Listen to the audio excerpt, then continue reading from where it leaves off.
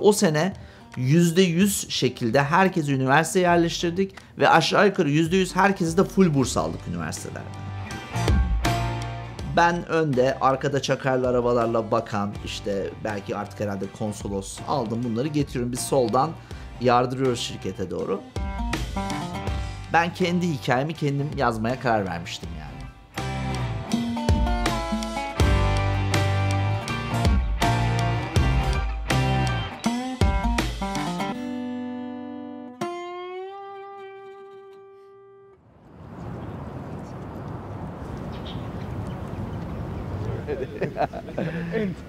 Thank you guys.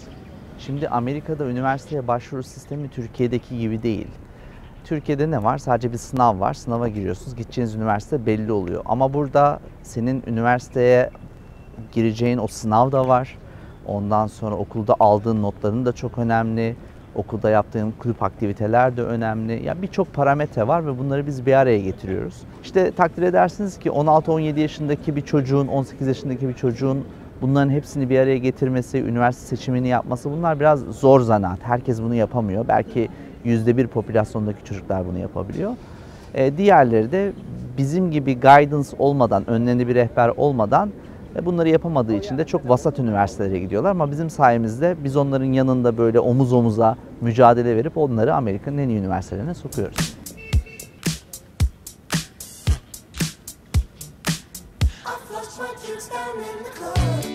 Ben Robert Türk, 14 senedir Amerika'da yaşıyorum ve Amerika'da yaşayan Türk öğrencilere üniversite danışmanlığı hizmeti veriyorum.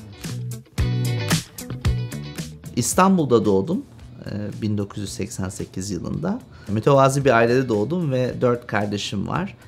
Çocukluğum Ünalan Mahallesi'nde geçti. Yazları sürekli babamla Sirkeci'ye çalışmaya giderdim. Babam bir yedek parça dükkanında çalışıyordu o zaman, kendi işi yoktu. Orada aslında biraz daha benim bugüne geldiğimin temelleri orada atıldı diyebilirim. Çünkü orada işte büyüklerle nasıl konuşulur, işte bir bankaya nasıl gidilir, kargoya nasıl gidilir, bunların hepsini aslında Sirkeci'de öğrenmiştim. Sonrasında ortaokuldan mezun olacağım zaman vaktinde artık bir karar vermemiz gerekiyordu. Ben mahallede mi liseye gidecektim yoksa farklı bir yerde mi liseye gidecektim?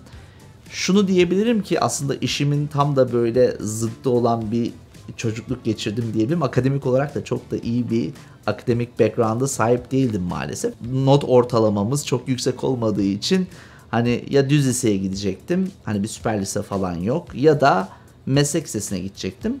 Fakat şöyle bir şey oldu. Normalde ben teknolojiyi çok seven bir insanım ve küçüklüğümden beri bilgisayar mühendisi olmak istiyorum. Fakat puanım bilgisayar bölümüne yetmedi. Onun için babam dedi ki ha elektrik ha bilgisayar, sen dedi git elektrik oku o zaman. En azından hani bir meslek sahibi olmuş olursun. Çünkü liseye gidersem büyük ihtimalle üniversiteyi kazanamayacağımı düşündü. Onun için beni meslek lisesine gönderdi ve elektrik bölümünden biz lise hayatına başlamış olduk. Şimdi liseden mezun olma zamanı geliyordu ve benim önümde 2 tane opsiyon vardı. Opsiyon 1, ya ben piyasaya çıkıp elektrikçi olacağım ya da elektrik öğretmeni olacağım ki bu ikisini de ben istemiyorum. Bundan dolayı kafam çok karışık, bir şeyler yapmak istiyorum ama hayatım adına. Ama ne yapacağımı da bilmiyorum. Sultanahmet'te liseye gidiyorum tabii ben, Sultanahmet Endüstri Meslek Lisesi. Orada bir abimiz var. Onun dükkanına gidiyoruz. Böyle 3 sene boyunca tüm dönerleri falan hep oradayız. Her öğlen oradayız yani. Onun yanında da bir tane halıcı var.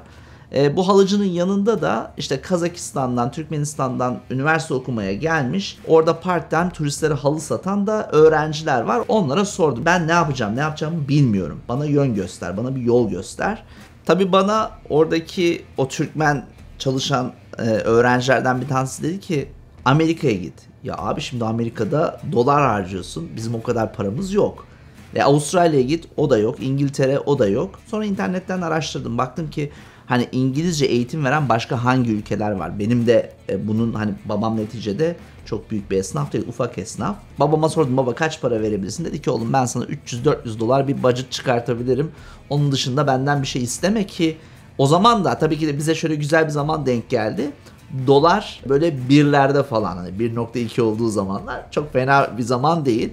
biraz araştırdım. 2 tane ülke çıktı. Bir tanesi Malezya, bir tanesi Filipinler. O zaman Google Maps bu arada yok. Atlas aldım bir tane. Eve götürdüm. Baktım Atlas'ta çeviriyorum. En son sayfada Filipinler, böyle takım adalar, bir sürü adalar falan var. Dedim buraya gideceğim. Babama dedim ki baba ben Filipinlere gidiyorum. Tamam oğlum dedi yani Filipinlere. O da bilmiyor. Büyük ihtimalle Finlandiya falan zannediyor. Hani ben Avrupa'ya gideceğim. Ama Filipinlere gideceğim işte Asya falan deyince o da işte okey dedi. Tamam oğlum git dedi. Ama ben bir de yalnız da gitmek istemiyorum. Bir arkadaşım var, lise arkadaşım Mikail. Mikail'i aradım telefonla. Cep telefonu falan yok bu arada, yani evden arıyorsunuz. Aradım Mikail. Mikail dedim ben Filipinlere gidiyorum. Ondan sonra dedi ki tamam abi ben de gelirim. Onun dedim Filipinlerin nerede olduğunu biliyor musun dedi. Bilmiyorum ama gideriz yani.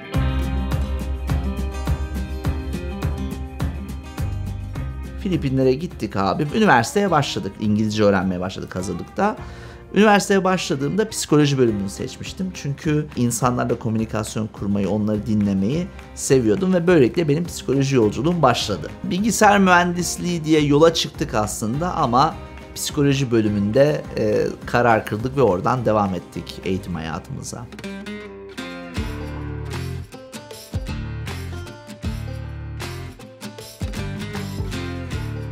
5 sene Filipinler'de kaldıktan sonra bir iş teklifi aldım oradan. Fakat babamın bazı rahatsızlıklarından dolayı Türkiye'ye geri dönüp babamın işlerini biraz devam ettirmek zorundaydım. O arada babam bir market açmıştı ufak. Bir sakatlık yaşamıştı. Bir 6-7 ay orada babamın işlerini takip ettim. Babam ayağa kalkana kadar, işte tedavisine olana kadar ona orada yardım ettim. Sonra orada bir şans eseri bir tekstil firması bana iş teklif etti. Bu uluslararası departmanında. Orada çalışmaya başladım. Orada ilk defa kurumsal hayata girmiş oldum.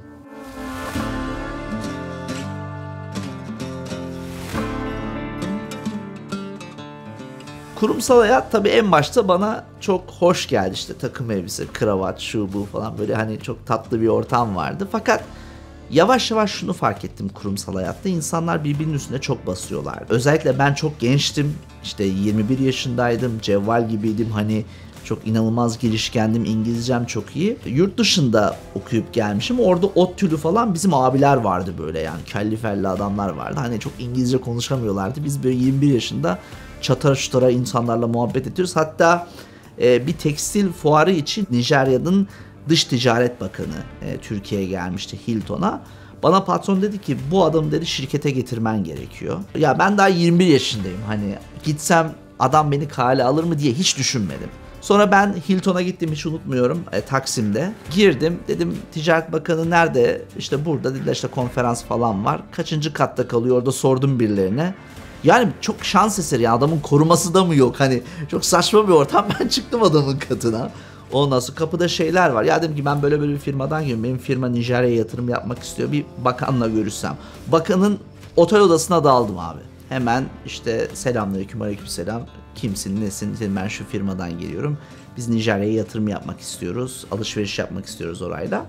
Yani bakanın da hoşuna gitti herhalde. 21 yaşında, 22 yaşında bir çocuk gelmiş, kendini ispatlamaya çalışıyor. Dedi ki tamam seni kırmayacağım. Geleceğim, yarın şu saatte burada ol. Tabii ben geldim oraya yarın o saatte. Ben önde, arkada çakarlı arabalarla bakan, işte belki artık herhalde konsolos, Nijerya konsolosu falan, aldım bunları getiriyorum. Biz soldan yardırıyoruz şirkete doğru. Şirkete geldik, patron odasına girdik. Hop, patron yok. Herhalde beklemedi, yani benim getireceğimi beklemedi. Sekreter mi söylemedi? Tam olarak olayın ne olduğunu bilmiyorum ama büyük ihtimalle benim getireceğime inanmadılar yani. Yani değişik bir ortam oldu. Benim böyle çok hoşuma gitmeyen, hani bakana da çok ayıp oldu. Ve ben o gün şunu anladım ki Türkiye'den benim gitmem gerekiyor. Kendimi geliştirmek için başka yerlere uçmam gerektiğini anladım. Önümde 2 tane opsiyon vardı. Amerika ve İngiltere. Karar verdiğim anda Amerika benim için daha iyi bir opsiyon oldu. Ve bazı üniversitelerle yazışarak kabullerimi aldım. O zamanlar bu arada vize almak çok kolaydı. Gittim konsolosun önüne, İngilizce derdimi anlattım. Vizeyi şak diye bastılar. Sonrasında biletimi aldım ve böylelikle Amerika'ya gelmiş oldum. İlk önce New York'a geldim.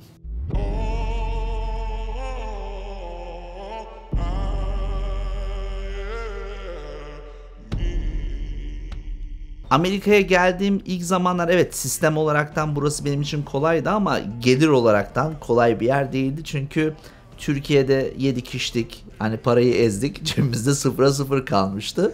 Babam yine sağ olsun giderken cebime bir $700 para koymuş, dedi ki git orada bir şekilde ayaklarının üstünde durursun. Neyse biz iki arkadaş geldik bu araya. Bu arada Filipinler'den beraber mezun olduğumuz bir arkadaş, Mikail değil. Bizim Ebu Bekir'le biz buraya geldik. O da master yapacak, ben de master yapacağız. Ama cebimizde hakikaten paramız yok. Bir tane ortak bir tane buick aldık. $500 bir buick bulmuştuk. Sürekli bozulan bir buick'ti ama işimizi görüyordu. İşe gidip geliyorduk. O bir yerde çalışıyordu. Ben de bir okulda iş bulmuştum part time. Aşağı yukarı ayda $2000 falan bir para yapıyorduk o zamanlar. Neyse, tabii ki de benim üniversite Delaware'deydi. Ben New Jersey'deydim. İşim gereği burada olmam gerekiyordu ve sürekli üniversiteye oraya gidip gelmem gerekiyordu. Çok zaman şunu biliyorum ki hani arabada yattım böyle, hani benzinliğe çekip artık takatim kalmıyor geri geldiğimde. Benzinliğe çekip o buick'in içerisinde yattığımı hatırlıyorum.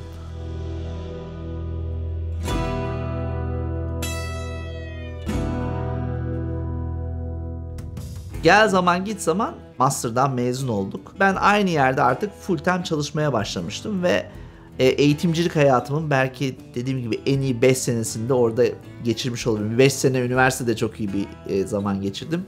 Bir 5 senede hayatımın en güzel üniversite danışmanlığı senesini bu okulda geçirmiştim. Ve sonrasında artık orada zamanımı tamamladığımı hissettikten sonra bir devlet okuluna geçiş yaptım. 5 senede o devlet okulunda üniversite danışmanı olarak başladım. Ve ben işimden inanılmaz lezzet alıyordum. Çünkü öğrencileri inanılmaz yerlere soktum. Ondan sonra veliler çok memnundu. Aşağı yukarı 4-5 tane öğrenci Amerika'nın top 3 üniversitesine yerleştirmiştim. 50 kişi mezun oluyordu o sene zaten. %10'unu en toplara yerleştirdim diyebilirim. Bu benim için büyük bir başarıydı ve kendime inanılmaz bir güven vermişti bu.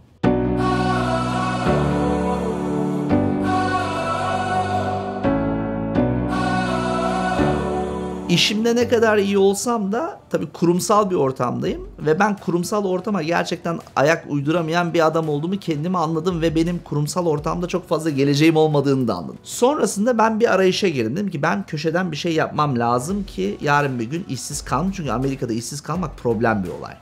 Tabii ben kendi işime biraz yoğunlaşmaya başladım. O aralarda Amerika'ya çok fazla Türkiye'den göç olmaya başlamıştı.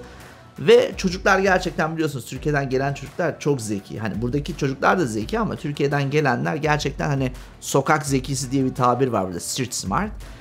Çok zekiler. Bunun için bir online platform kurdum. Canlı dersler verdiğimiz, canlı çocuklarla konuşup onları yönlendirebildiğimiz bir platform kurduk. Bu konuda biraz zorlandık. Çünkü neticede insanlar beni tanımıyor. Servis verdiğim adamın teki Kaliforniya'da, şurada burada. Zor bir dönem orada geçirdik kendimizi ispatlayabilmek için. Ta ki Covid olana kadar.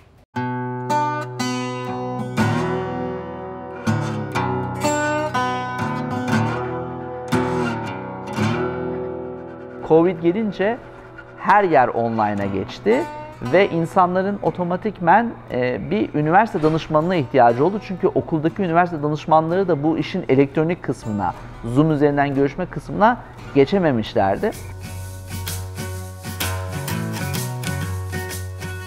Ne olacak? Bizim servis altyapısı da zaten orada hazır. Ben piyasaya bir girdim. Webinarlar, şunlar, bunlar. Kendimi insanlara tanıttım ve ben o sene Covid senesinde aşağı yukarı 100 öğrenciyle sisteme dalmış oldum. Benim artık dershanemde 100 tane Amerika'da green card'ını almış, vatandaşlığını almış, sağlam cevval Türk öğrenciler vardı elimin altında. İngilizce biliyorlar, fişek gibiler. Ve o sene %100 şekilde herkesi üniversiteye yerleştirdik ve aşağı yukarı %100 herkesi de full burs aldık üniversitelerden. Bundan sonra artık yavaş yavaş müşteriler kendileri otomatik bana gelmeye başladılar. Ve ben o zamandan beri, Covid zamanından beri artık %100 online bir üniversite danışmanı, bir SAT Test Prep sistemi ve daha değişik bir sürü aktiviteler yapıyoruz çocuklarla. Onları, öğrencileri hazırlayıp onları Amerika'nın en iyi üniversitelerine sokan kişi oldum.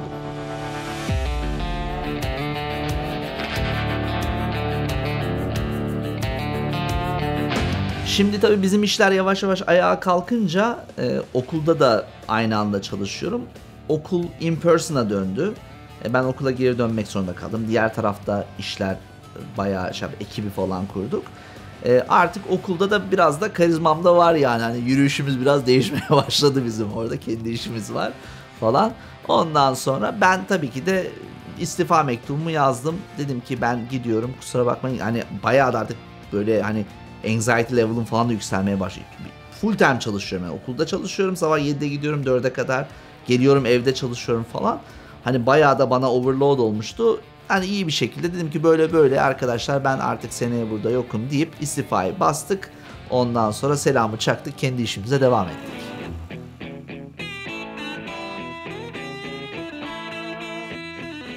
Özel lisede çalıştığım zaman yurt dışından işte yaklaşık bir 50 tane yabancı öğrenci getirmişler.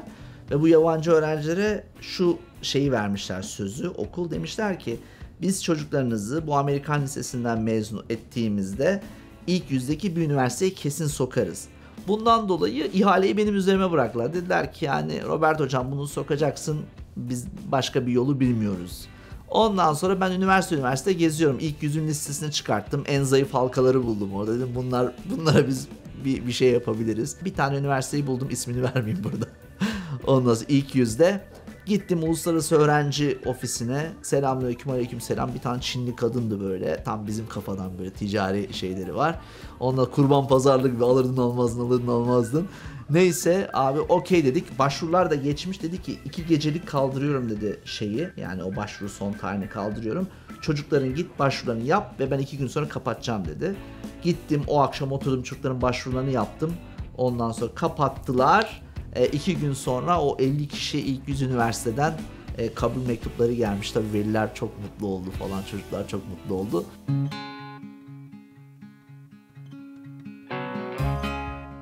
Yani başarı aslında benim için bir alanda uzmanlaşmak. Yani herkesin kendi fıtratına göre, kendi kişiliğine göre bir mesleği var. Bunu herkesin bilmesi gerekiyor. Yani bazen şunu diyorlar ya, hani ben hiçbir şeyde iyi değilim. Belki yeterince düşünülmedi o kişi üzerinde. Belki yeterince çalışılmadı o kişi üzerinde. Ben inanıyorum ki Allah bu dünyaya herkesi gerçekten bir yetenekle veya birden fazla yetenekle gönderiyor. Sadece bunun keşfedilmesi gerekiyor. Buna yatırım yapılması gerekiyor.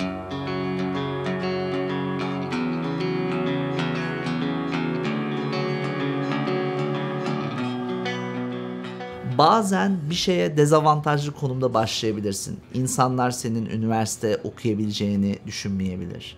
İnsanlar senin başarılı olmayacağını düşünmeyebilir. Hatta insanlar senin başarısız olduğunu ve olacağını suratına da söyleyebilir.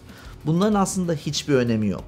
Eğer doğru zamanda, doğru yerde bulunabilirsen ve sana gelen mesajları okuyabilir ve sana gelen o fırsatları değerlendirebilsen, bu mesajları görebilir ve bu mesajları biraz da aksiyona çevirebilirseniz, dezavantajlı başladığınız durumda bazen avantajlı bitirebilirsiniz. Ve bu çok mümkün. Dediğim gibi bana olduysa dünyadaki milyonlarca insana da şu an oluyordur.